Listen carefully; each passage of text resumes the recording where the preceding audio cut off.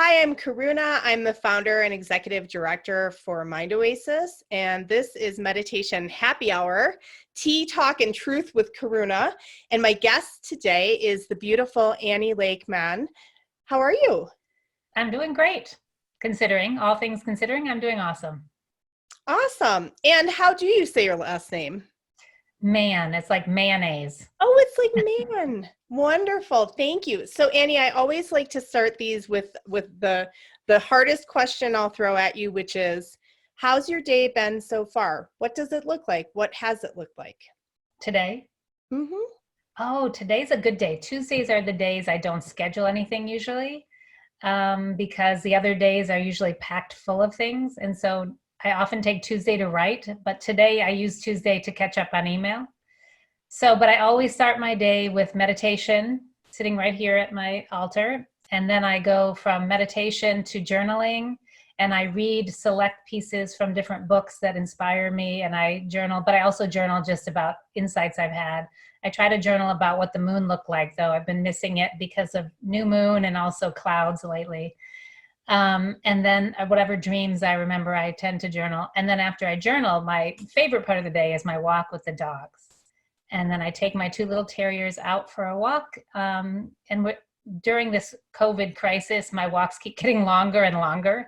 Like once I'm outside, I'm like, just keep walking. I just keep walking. So this morning I did about 2.5 mile walk just in the neighborhoods of DC here.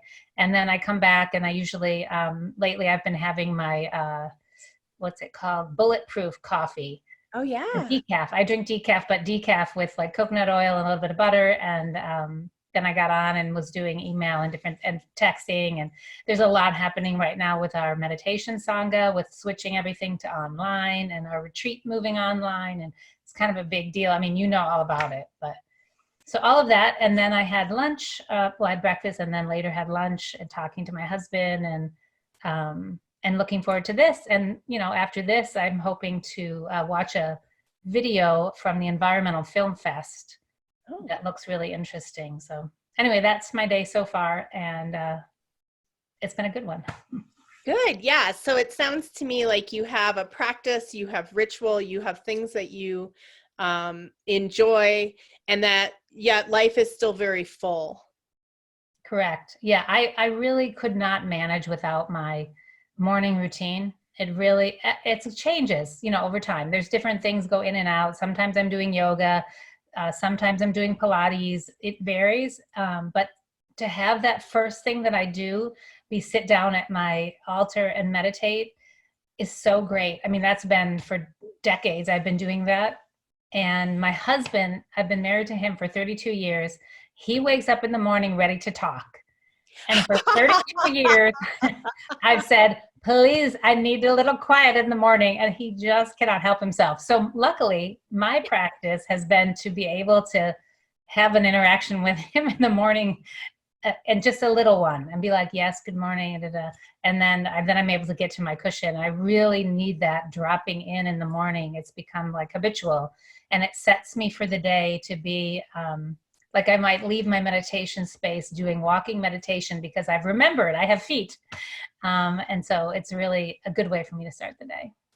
Awesome. Good. Well, let's roll into your practice a little bit. I understand that you were ordained by Thich Nhat Hanh. Maybe you can tell us a little bit about your journey to meditation, your journey to Thai, and maybe even a little bit about the tradition itself.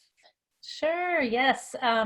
So I stumbled upon Thich Nhat Hanh in the 1990s. And before that, I had been doing yoga and dabbling in other kinds of reading about meditation. When I was a teenager, I discovered actually meditation. I was a pretty, angsty kind of teenager. And I found this little book at the grocery store called Self-Hypnosis. And I brought it home. It's one of those tiny little books. Mm-hmm. And I brought it home and I started practicing on myself. And now I know that was just meditation. But at the time, I was like hypnotizing myself. And I used that for a while, but then I also used a lot of other things that kept me calm. And then I finally came back to really looking at meditation after I was married and had some kids. And it was like, late 80s, early 90s, I started to be more interested again. And I don't even remember how I heard about this book, The Miracle of Mindfulness, Thich Nhat Mm. Hanh's book, one of his early books. But I picked it up and I started reading it. And in the middle of reading it, I realized, about, I don't know, maybe a month earlier, my mom had said, Annie, that's the classic, if you're stranded on a desert island, what book would you bring? I had no idea. And I was like, well, I guess I'd bring the Bible. I mean, I don't know. There's lots of stories. It's long. It'll keep you entertained. It's like inspiring. But halfway through that book, I all of a sudden realized, no, this is the book. This is what I've been waiting for, this book. The book, it's so simple. It's a little book. I actually have it right here. Now that I think about it, I have it right here. It's this tiny little book. And it really is so profound. And I think one of the things that really touched me was, if you're not present when you're drinking your tea, you're not going to be present when you're getting up from the table. Like if we're present now, then we'll be present then. But I tended to live my life like drinking my tea and thinking about the next thing. So it's like, yeah, but if you're not present for your tea, you won't be present for the next thing either. And your whole life has gone by and you're missing it. So that really moved me. And I was like, yes, so real, so true. And so I started reading more of his stuff. I had no idea that he was somebody you could meet, but I read his stuff. Ooh. And I think, so I went on a retreat with Angeles Arian around that time, who was a really amazing teacher also. But in 1999, I'm sitting at my kitchen table and the mail comes in and there's an Omega Institute catalog. And I was flipping through it just for fun. And there was a retreat with Thich Nhat Hanh and the monastics, and you could bring your kids. And I had 4 little kids at the time. And I knew I was never going on a retreat without my kids. That just probably wasn't going to happen. So I was like, oh my God. And the youngest age was 6, that they could come. And my youngest child was 6. So I was like, this was meant to be. I can put them in the car and I can drive up to Omega. And I took them out of school. They were 6, 8, 8, and 9. I have 4 kids in 3 years. I threw them in the back of the Volvo station wagon. And we drove. Of course it was a Volvo. Andy, this is a great story. And I drove up to Omega and we got there. Oh my God, I tell this story in the book, but this night we were classic. 4 kids. I'm racing to get there. I'm late, for the first thing. The dinner, we missed the first dinner. So we check in, we get a room that is like probably the size of this office, maybe smaller, has 2 twin beds, and there are 5 of us. Yeah. And then it's shared with another single room another room on the other side with a bathroom shared in between. So this other person got to hear everything that was happening too. But we missed dinner. We dropped off our bags. We have to go straight into this huge meditation hall where Thich Nhat Hanh is speaking already. He's talking about the retreat and how it's going to be. And everyone said, oh, go to the front with the kids. The kids sit in the front. And so I was like, okay, I had no idea. Never seen anything like this. Come down to the front. I got the 4 kids. I am hungry. We get to the front. We sit down. I'm like, okay, we're here. Everybody's whining and kind of climbing on me and stuff.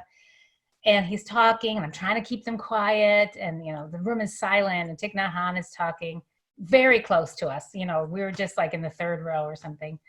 And then all of a sudden, my daughter, who was the oldest one, who was only, 9, was like, 9.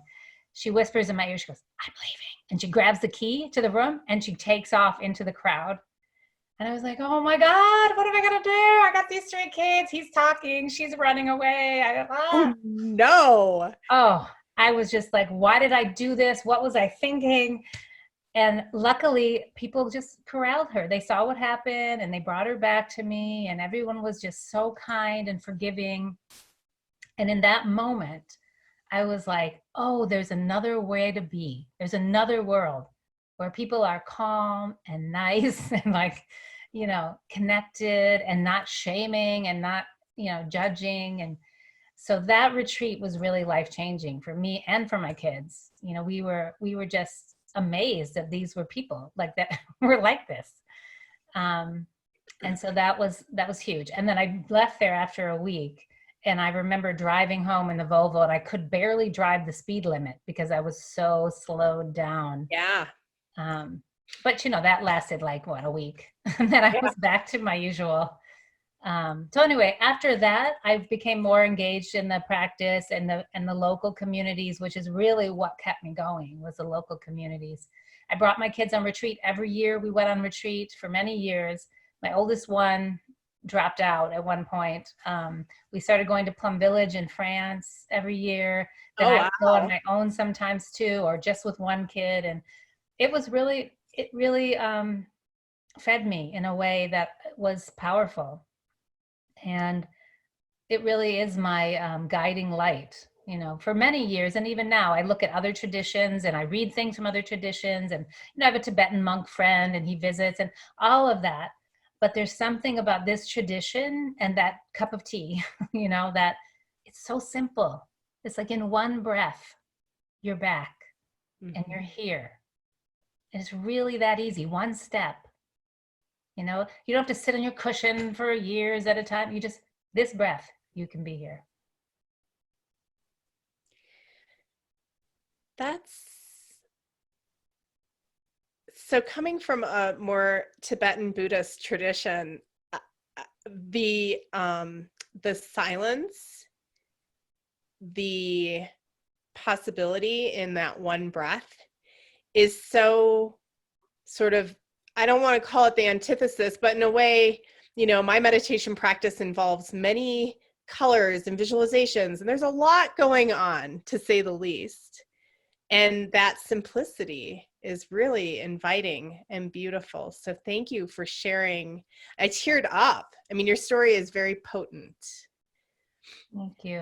It was really life-changing. And my kids would not be the people they are today had they not had all those experiences. And, I certainly wouldn't be. I mean, I shudder to think what I was like back then. And not to say I'm perfect now. I'm not. I have a lot of challenge, I have a lot of things to overcome and to deal with and transform. But yeah, I was really mired in a kind of judgmentalness and self-judgment. It still comes up for me today, but I can see it now. But back then, what was so shocking to me was that people were really nice and non-judgmental, and that wasn't fake. Like, that was just how they were. That was a way you could be. And that was a big insight for me. When I have been at Deer Park outside of San Diego, one of the practices that I enjoyed the absolute most with the monks and the nuns was how they would sing as a part of practice. And they were very simple songs, almost childlike songs. I can't talk about it without crying. Oh my God. But when we talk about like unfettered joy or the practice of joyful effort, those simple songs and the way that the monks and the nuns sang them, to me, was a direct connection to the joy that is available to us, frankly, in any moment, even when it seems really tough. Yeah. And that is another piece of the practice that actually in the beginning I was a little put off by. And over the years, I'm the one now at every song I'm like, well, if we have extra time, we're going to be singing. So yeah, I love it. And since I grew up going to the practice with my kids, I really have a connection with that whole family practice, the idea of a family practice. And now I go back to Blue Cliff. Last year was my first time, and I was hoping to go this year for the family retreat, and I'm on staff. And so I support the families now the same way that I was supported at that time, because it's so, I believe, this is a whole maybe soapbox, but I think that raising families today is really so challenging because of the way we live in isolation, and that there's so much loneliness and uncertainty and unknowing and just fear, and having community that comes together to practice like this. To me, the fact that they invited families was really unique and really powerful, because it's one thing to go, and I've been on lots of silent retreats at IMS or Spirit Rock and go there and I drop in and I get these insights and stuff, but to come back and then put it into practice with your family is a completely other thing. So I feel really grateful that that was a possibility for me and for my kids who still carry a lot of the remnants. That's what I was going to ask before we move into your beautiful book and into the course that you'll be offering on Mind Oasis. Do your children have a practice of sorts? Yeah, they do. My oldest one, it's in the book. You'll have to read the story in the book. But my oldest one had a breakdown at one of the retreats and absolutely swore it off. And years later, she came to a talk I was giving about Thich Nhat Hanh at the Buddha Fest in DC. And we watched a video of Thich Nhat Hanh first, and then there was a panel of 3 of us speaking about it. And she came into town and surprised me to come. It was my birthday, and she wanted to see the panel, so she came to town. She stayed for the movie, but she left and couldn't come back in. And I was like, well, what happened to you? Why weren't you there? And she said she was triggered by watching him because it was so stressful for her as a child to be there. And because she felt like she was being forced to be there at the time. So that wasn't great. I was like, well, okay. But it's still in her. I see it in her. Whereas the other 3 kids, it's definitely like my daughters both do yoga, but also they do meditate. And one of them asked me to go on a retreat with her before she started college. So we went to see Thai in the UK. And my son actually doesn't practice overtly, but he probably has retained, a lot of, I know he has retained a lot of this. He went to Vietnam with me. When Thich Nhat Hanh went back for the first time in 2005, he and I went together. He was 11, and he and I went together and was on that trip with Thai. And so he got a lot there, and there are pictures of him, hilarious pictures of him at 11 years old wearing a gray robe in the middle of a sea of brown monks and meditating, in Vietnam. And anyway, so he definitely has this certain way of being that I can just hear, the practice in him. Like when my mother passed away suddenly in 2005, he was like 12. He was only 12. It was right after Vietnam. And I called home and I was really, really upset. It was very sudden. I was in Florida. I went down to Florida to see her before she passed. And I was crying, and my husband was listening to me, and he said, hang on, your son wants to talk to you. And I was like, okay. And I was like crying, and he got on. He said, Mommy, he goes, why are you crying? Can't you see that Grandma's still right there with you? And she's saying, my darling daughter, why are you crying? Oh. And I was like, wow. It was like, he Miles really got babes. it. He got it. I was like, you're right. Thank you. I see that. Yes. So anyway, he definitely carries a lot of that philosophy. Can you tell us a little bit about Thai for those of us who know him through his books and his videos and all of his beautiful art and things like that? But you have a relationship with him, and I would love to know more from your perspective about him. Well, thank you. Yeah, I don't have a personal relationship with him. Not many people do.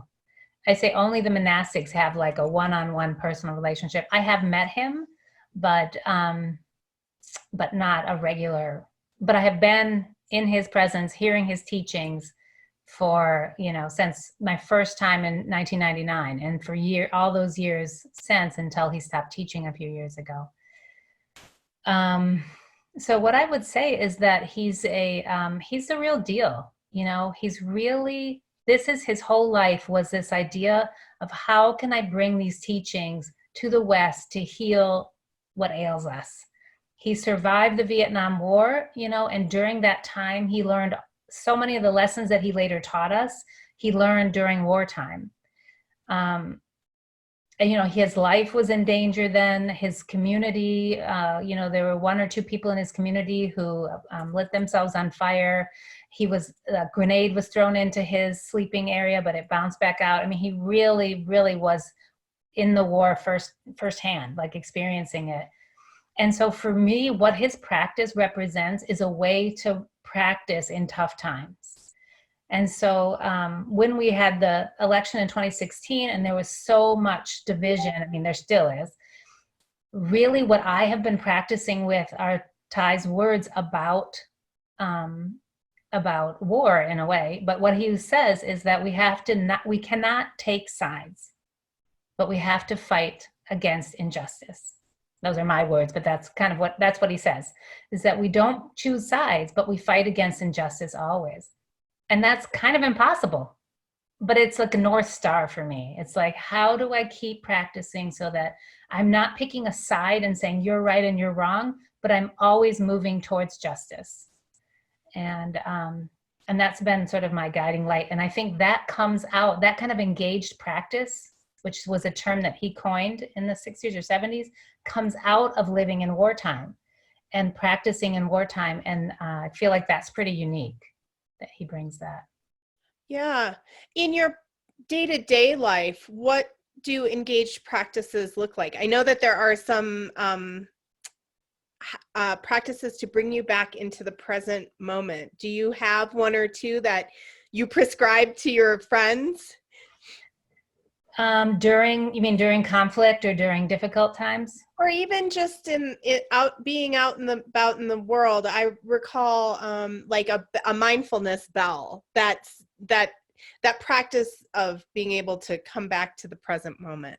Yes, for sure. A mindfulness bell. My favorite way to practice is walking meditation. And when I'm walking, yes, and paying attention to my feet, but even just when I leave this office and I go down the stairs, I remember one time Thich suggested that we make a contract with a particular place, like on the stairs, and say, I have a contract that every time I walk on these stairs, I will walk mindfully and I will be there. And so I like to try to do that with these stairs here in this house. But from here to the stairs and then downstairs, just really trying to feel each step and really just arrive with each step. And that's really one of my favorite practices. And yes, there's the mindfulness bell, is whenever you hear a bell, you use that as a moment to pause and breathe and come back. The breath obviously is an anchor. When you feel your breath and you come back to the present moment. I mean, the cool thing about Thich Nhat Hanh is that he's all about daily practice. Again, not about sitting for hours in a monastery. Hugging meditation is one of the practices, which unfortunately right now there aren't a lot of people that we can practice with. This is the hug. This is about it these days. I know. So hugging meditation, though, is a beautiful practice when we can hug people. So there's so many daily practices. Doing the dishes practice, whatever we're doing, if we can make it a practice. Mm-hmm. Talking to you practice. Mm-hmm. Sitting in front of a Zoom practice. Mm-hmm. I love it. And mindful eating, which sort of leads us into your book, which I'm hoping you have a copy of in front of you, because I realized, thank you. I do. There we go. Annie, tell us about your book. So, things I did when I was hangry, navigating a peaceful relationship with food, really came out of a lot of suffering around food. I was asked to write a cookbook originally, a mindfulness cookbook. And I was like, I don't know if I'm feeling the cookbook. And frankly, I have had so many struggles with food that all of a sudden I was like, oh, I've thought so much about food and eating and trying to have mindful eating that this is the perfect book for me to write. So I sat down and basically it's a story of my eating life, and then interspersed with lots of teachings as it goes along. And starting off as a child and kind of how the dysfunction came to be in my family around eating, and then how it became more dysfunctional as I left home and, was bulimic and restricting and all of that, and then binging and everything. I had all those aspects. But then how once I encountered the practice, how I started to be able to apply it to mindful eating, and how I applied it in mindful cooking and recipes and all of that. And then it sort of cycles back to the place where it's like, it's imperfect. This isn't about reaching some state of perfection. It's like learning to be with who we are and being okay with that. So mindfulness, to me, that's sort of the end place, isn't some kind of perfect, always present, perfect person, but it's being with all of who I am and loving all of it and being able to hold it and be with it in each moment and say, oh, look, there's my unmindful eating. Hello. So it's a lot of fun to write, very cathartic to write, very hard in some places to write, because when I was writing about some of the difficult times, before I know it, I find myself in the kitchen just like shoveling food in and being like, oh, interesting. Like I'm triggering those old feelings again. But I was able to see it. So that was good. And it was hard because it brought up some things around family and, friends.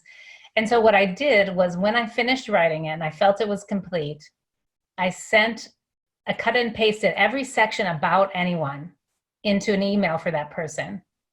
So everything about my dad went in an email, everything about, my mom was no longer alive, but like about my sister, friends, and I emailed them with the subject line, "You're in my book."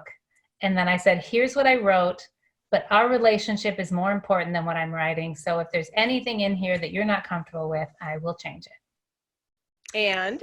And the most powerful message I got back, and this always makes me emotional, is my dad who wrote, well, he didn't write back. And so I was like, oh no, he didn't write back. So I called him and, he was like 80 at the time. I called him and I was like, oh, Dad, you didn't write me back. What are you thinking?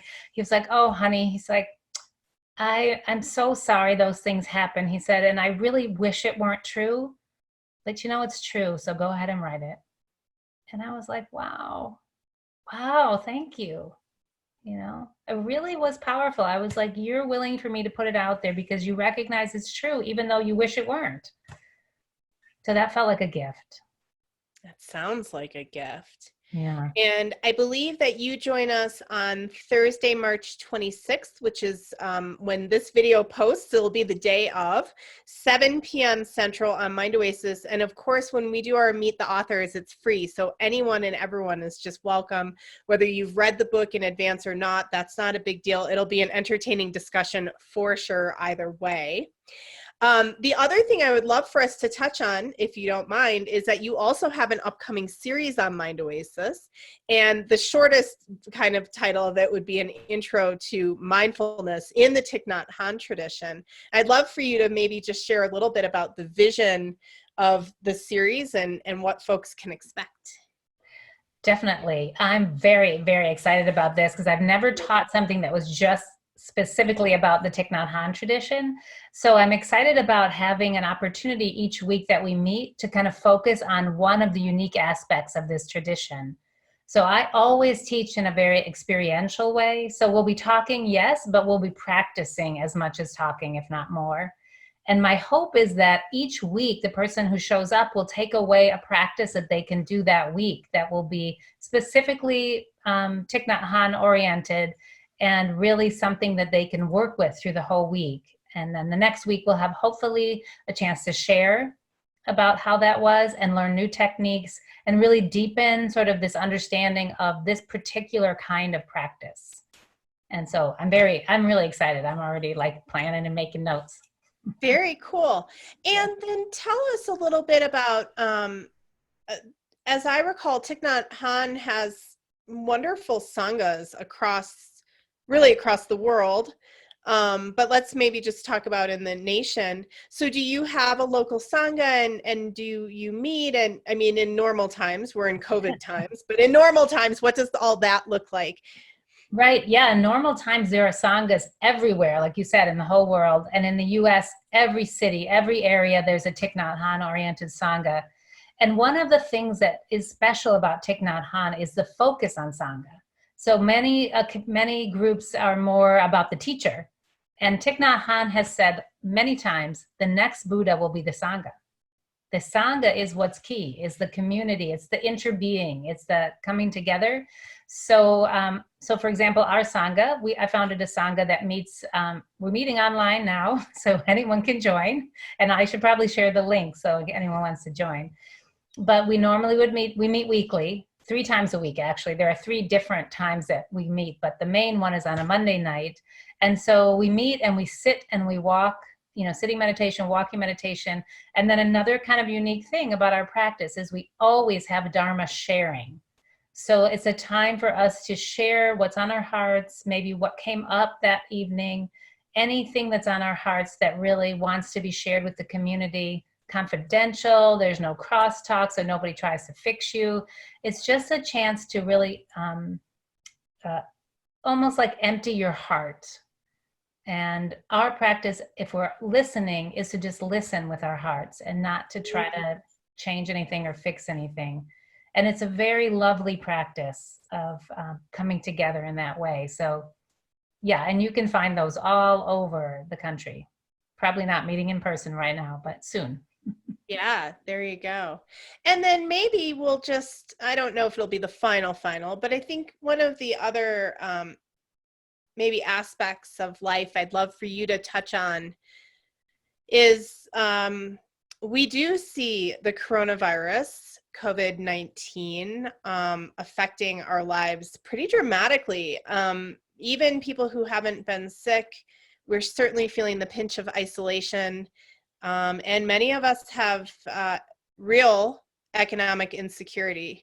And I wonder from your perspective, even if you don't crosstalk and try to fix people in your Sangha group, I wonder if when you come to a place where you would give a Dharma talk, if you have any advice or I'll leave it there. If you have any advice or if you have any stories that you've been sharing with people in this time of uncertainty. Great question. Well, two things are coming to my mind, two separate streams when you ask this. One is sort of that engaged practice that we didn't really get fully to talk about with Thich Nhat Hanh. And the other thing is sort of just dealing with strong emotions.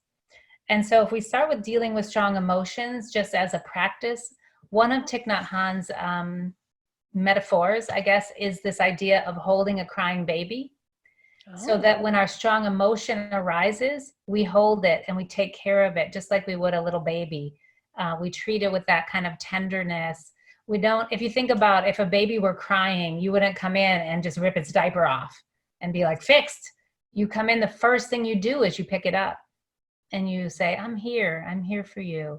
And then you find out what it needs. So it's the same with our strong emotions, our fear, our anxiety, anger, whatever is arising. We hold it. We say, oh, my darling fear, I know you're there and I'm here for you. We just take some time to really be with it. Let it be there. We're not trying to get rid of it. And then we can sort of look more deeply and like, what are the roots of that fear? How am I feeding that fear? All of that. It's not, again, not to say, let me get rid of it, but to transform it just by our attention and our mindfulness. So that's on the fear side, or on the emotion side. On the engaged practice side, is super important to me. And one of the reasons, again, that I'm attracted to this practice in particular is that we don't just sit on our cushion. We don't just say that's enough to sit on the cushion. We actually recognize the interbeing that we have with everyone else and that people are suffering. And so for me in my personal life, I have a lot of avenues where I get involved and engaged. And one of the projects that's come out of our Sangha that I'm doing with another woman in the Sangha is Making Visible. And it's a project we came up with to amplify the voices of people in oppressed communities and marginalized communities, to bring them onto a webinar in a mindfulness context and allow them to share their stories, so that those of us not living in their skin can understand what's really happening and can know. And another big teaching of Thich Nhat Hanh is the idea that understanding is love. That by understanding someone, we're able to love them. He often tells a story about this fruit, cannot remember the name of this fruit in Vietnam that he hates. I can't remember what it is. And it's so funny to hear him say that. He's like, I hate it. He hates the smell of it, everything. And he said, if someone were to give me one of these, that wouldn't be love, because they don't understand me. And so understanding is like the foundation of love. And so this Making Visible project is this idea of how can we understand in order to love and to know what to do for the person and for the people. And so that's one bit of engagement. The other thing is, frankly, financially, we're going to be facing a pretty big crisis. And so how will the Sanghas respond? And I'm sort of not trying to toot my horn, but a little bit on the cutting edge of this, talking about Dharma and money. And I have a group that I got together at a retreat a while back of people from different Buddhist communities, different traditions, that we meet online once a month to talk about money, reparations, and Dharma, and how that all comes together. And so that's a really big area of interest for me. And we will be having a Making Visible webinar on that the first week in June too. So. Oh, wonderful. I was going to ask if that's something that we can get involved with, meaning people who hear about it and want to know more. It sounds very potent. Yeah. So making-visible.org is where you can find out. The webinars are free and open to everyone. Very cool. Annie, is there anything else you'd like to share with us about you, your life, what you're up to in the world? How about just this? Oh, smile. I love it. Is it on your computer to remind you? I just keep it handy, yeah. Awesome. No, that's it. I don't have anything else. This has been such a pleasure. I love talking about this. As you can see, I could talk all day. It's awesome. Well, you'll have another hour's worth of chatting for the book club, and then I think it's a 6-week series. Am I remembering that right? Yeah. I think that's right. On Mind Oasis, and I'll put up some links to your org along with the video, and we're just so grateful to you. I hope that you have a beautiful day. And you too. And that you get to smile a lot. Oh, thank you. Thank you. So much love, Annie. Thank you so much. Thank you so much. It was great. And I'll edit now. Actually, I'll stop the recording. Are you